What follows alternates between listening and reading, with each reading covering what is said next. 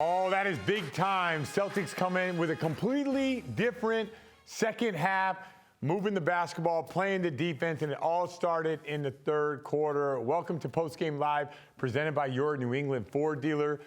I'm Brian Scalabrine. I have Perk, I have Eddie, and first, our opening thoughts. Eddie, start with you. What changed for the Celtics? Well, we talked about it at halftime. It had to be their engagement on the defensive end, and they were engaged coming out. And again, when you are engaged defensively, it usually translates to you being a little bit more engaged on the offensive end. They held the Hawks under close to 31% from three. That was one of the key points. They out-rebounded the Hawks 54-48 on the glass, and all that, they started sharing the basketball. They got back to sharing the basketball. The ball wasn't sticking. They weren't just one person taking a few dribbles and taking a shot while everybody's standing around watching them. They played Celtics basketball, and they got that victory. Yeah, Perk, you were pretty critical of the way that they were playing, their energy. Did you like what you saw in the second half? Absolutely, and it started from their superstar, Jayson Tatum. I mean, look, he was lowering his head and getting to the basket like no other.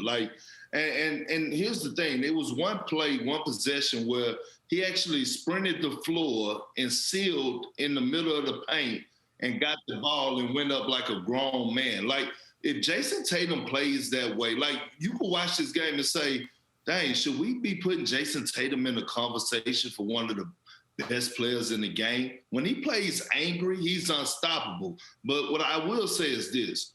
Rob Williams, I can't praise him enough for what he brings to the table. Had a quiet double-double, 10 points, 14 rebounds. I don't know how many blocks, but he altered so many shots. And on the offensive end, he takes a lot of pressure off of Jayson Tatum and Jaylen Brown and guys getting to the basket, because guys like Clint Capella are afraid to help because of him being an offensive rebounding threat or him being a lob threat at the basket. So I think overall their energy change. I love to see the chemistry, the chest bumping, the high five, and things to that nature. And you could just feel it. It was contagious. Yes, energy was contagious, and it's right from the start. You could tell Ime Udoka made some halftime adjustments, and probably the adjustment was, we got to play with some energy. We got to play with that swagger. Let's get into the third quarter, because the Celtics were a plus 19 in this third quarter. Eddie, what stood out to you in this quarter? Well, it was what Perk said, man. Jayson Tatum came out and said, hey, man, I'm going to be aggressive. And when we get a Jayson Tatum that's aggressive, attacking the rim, he's able to get everybody else involved, and everybody else follows suit. That's usually what your superstar does. He gets everybody to raise their level of play, and they came out a little quiet. It was Super Bowl Sunday, a little sleepy, it seemed like. It was an early game, usually not playing at that time, but he got them, put them on their back, and everybody's followed suit. And they started moving that basketball around, moving their bodies and getting easy. They just attacked the rim a whole lot more in that third quarter, which opened everything up for them. Perk, what'd you like? I love the pace. If you sit up here and watch these clips, look at the pace that they're playing with. Getting out in transition, guys running the lanes, filling the gaps. Even in the half-court set, guys are setting screens, rolling with a purpose, cutting with a purpose. The pace of everything was just different. And when the Celtics play with that type of pace, it's going to be hard for any team in the NBA to keep up with them, because of the athleticism that they have across the board with Jayson Tatum, Jaylen Brown. You talk about Rob Williams, and then now you add a Derek White, who's, not jumping above the rim, but he's still athletic enough to get out there on the wings and running things to that nature. Yeah, so a lot of people in the NBA, they can't see like the difference between the energy in the second, the energy in the third. You could clearly tell that the Celtics were just in the airspace more of Trae Young. They rebounded better, and those passes were not after I can't score. They were moving the ball ahead of everything. And one guy who hit a big shot for the Celtics is Grant Williams. Abby caught up with Grant Williams after the game. Grant, this game changed after halftime. You guys took control in the third quarter. What was said at halftime and what adjustments were made? The biggest thing was just defensive communication. We did a good job of guarding them in the beginning, but we had a lot of breakdowns. So our whole thing was just, if we take those out, we can hold them down to like 40-point quarters. And that's what we did in the second half. And then shots were going to fall. We're creating good looks. And at the start of the quarter, we punched them in the mouth to start it off and get the lead back to what we took the lead, actually. Yeah, you held them to 38 points in the entire second half. Defensively, you guys have been dominant in this 8-game win streak. What's different? Just we know what we're great at. We have each other's backs. We make the extra rotation. We keep our man in front. And honestly, we're just playing like a family right now, so it's fun. On the other end of the floor, Jayson Tatum had a huge second half. What is it like playing alongside him when he's going off like that? Hey, it's exciting. I just want to jump around, be happy, because when he's hitting shots, when he's making shots the way he did, as well as when he's finding his teammates like the way he was. He might not have the assist total, but he was doing a great job of getting hockey assists. And it's just a fun game to watch when you have him falling out there. Grant, thank you. Congrats. Thank you. And he can get his shot off anytime he wants. He can shoot the step back, all that. But we all agree, Tatum getting downhill is a problem for the NBA, especially with the way that he's passing the ball and the way the Celtics are spacing the floor, holding those corners. Like, there's not a lot of guys that can hang with him when he has that aggressive mindset, like you said, Perk, like when he's playing angry. Now, the question is, what was up with the first quarter, and how does he have more of a consistency throughout? Because it feels like, to me, he's got a matchup problem every single night for the opponent. Yeah, well, Scal, me, you, or E-House can't relate to this because we wasn't that type of player where we could go out there and get 30 in the second half. That just wasn't us. You know what I mean? So Jayson Tatum is just one of those guys who's one of the most prolific scorers in the game today. And it just shows growth, right? When you look at all the elite scorers around the league, all the elite scorers that have played the game, from Kevin Durant to James Harden to Kobe Bryant, they didn't all have bad halves. Hell, we didn't watch Paul Pierce have a bad half of basketball and all of a sudden come out in the second half and light it up. It's just about getting in that zone. And I think, once DeAndre Hunter got in foul trouble, after that, it was curtains. It was curtains. He saw anybody else that was in front of him, he attacked, went to that low post. And I thought his teammates did a great job of actually delivering the ball to him on time, on target, in his spots. Hey, Perk, I'm going to let you speak for yourself and for Scal. I done had 20 and a half before. So I can get hot and playing. I can get hot and get some buckets. Y'all might not relate. I can relate a little bit. Not as well as, not as great of a scorer as Jayson Tatum or a player as Jayson Tatum, but I can relate. But really, I think it is not about how you start, it's about how you finish. And he's been finishing extremely well. I think he takes his time to fill out how the coverages, how they're playing him defensively, the coverages that he's seeing. And sometimes you got to give credit to the other team's defense. They're mixing it up a little bit at times, but when he sees the coverage that he likes and he knows he can attack, he's doing it. And then he's also, like you said earlier, Perk, in transition. He's getting out in transition and finding easy baskets. That's what great scorers do. They find ways to score and make it easy for themselves. So I think that's really what it is. It's just a matter of him just figuring out exactly when he wants to attack and when not to attack. Perk, you want to go back at E-House just for a second?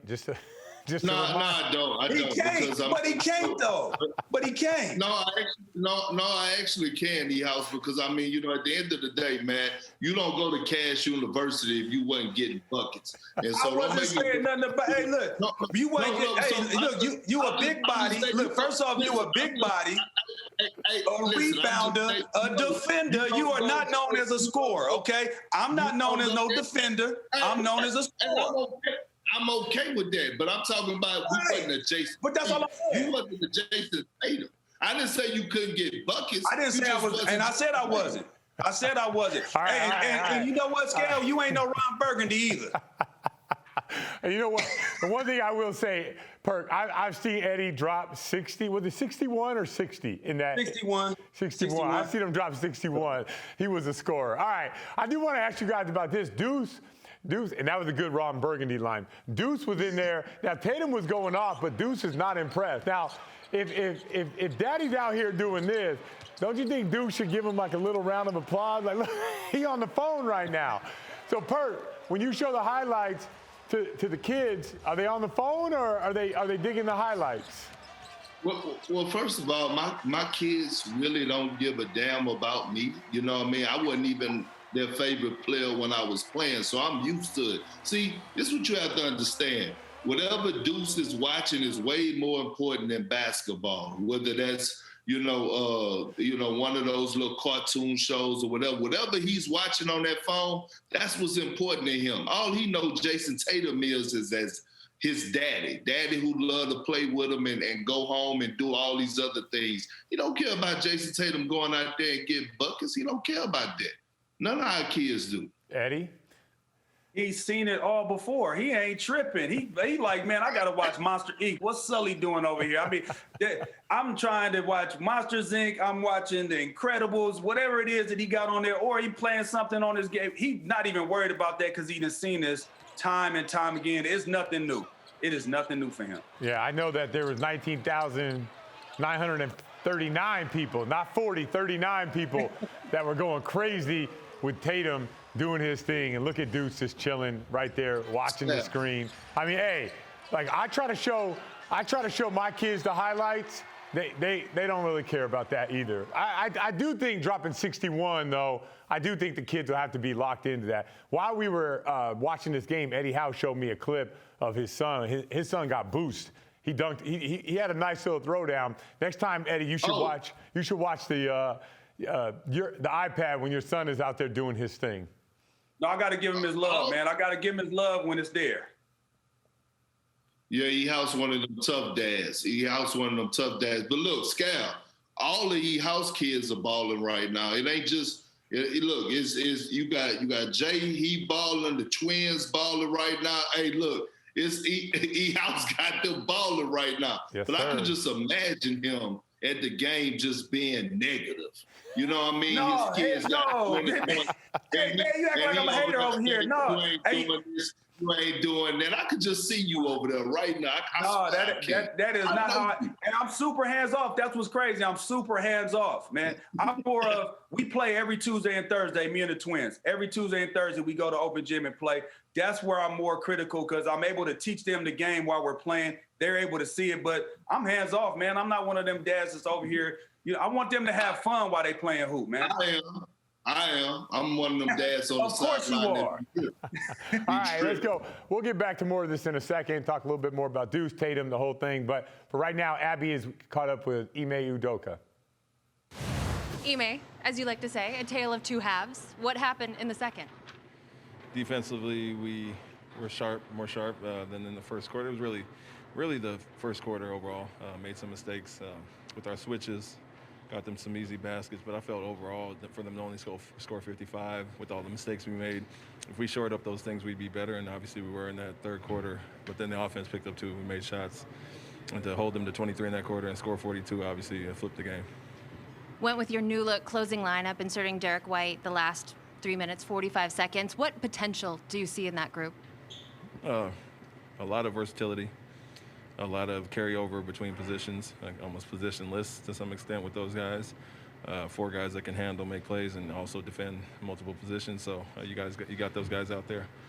Obviously, Grant plays into that as well, and we just wanted a little more ball skills out there. So we put Derek in late, but confident in all those guys, and I think just versatility across the board. Pretty equal size, and then you have Rob behind it. Now won 8 straight, 10 of your last 11. What do you like best about the way you guys are playing right now? We've been resilient in games that we haven't started as well. We've been that all year to the same extent, but fourth quarters, we're really picking it up offensively. I think our scoring has been better in the second half. We're figuring it out on the fly. When we're not doing something specific, we make a quick adjustment, and we kind of have that versatility and that time to do it now we've had under the belt. And so I think our resiliency has been tested at times, and we continue to play well, and defensively we're guarding at a high level.